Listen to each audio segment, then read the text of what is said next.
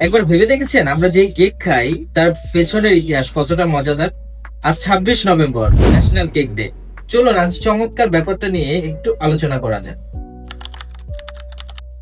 প্রথম কেকের ধারণা আসে প্রাচীন মিশর থেকে। তারা গমের রুটি, মধু, বাদাম আর শুকনো ফল দিয়ে বানাতো মিষ্টি রুটি। আর এটাই ছিল কেকের শুরুর দিকের গল্প। গ্রিস আর রোমে কেক ব্যবহার হতো দেবতাদের উৎসবে। রোমানরা লিবাম নামে চিজ বানাতো চিজ, ডিম আর মধু দিয়ে, যেটা ছিল চিজ কেকের প্রথম ভার্সন। মধ্যযুগে ইউরোপে কেক হয়ে ওঠে আরো সমৃদ্ধ, আর তখন যোগ হয় ডিম, চিনি, মাখন আর উন্নত বেকিং টেকনিক। আর এই সময় থেকেই কেক নরম, ফ্লাফি আর লেয়ারের দিকে এগোতে শুরু করে।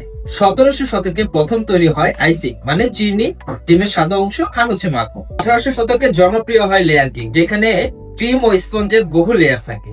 যুগের পরিবর্তনের সাথে সাথে 20 শতকের দিকে electric oven, baking powder, cake মিক্সচারের আবির্ভাব ঘটে, যা কেককে ঘরে বানানো সহজ করে তোলে। মজার ব্যাপার জানেন কি, 1930 সালে বাজারে আসে commercial cake mixture.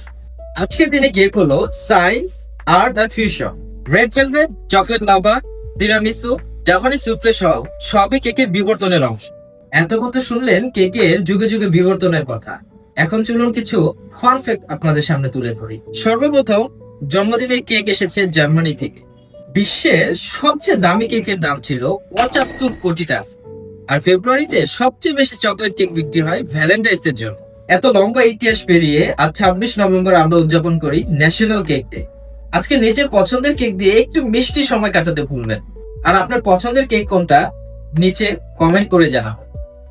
Thank you.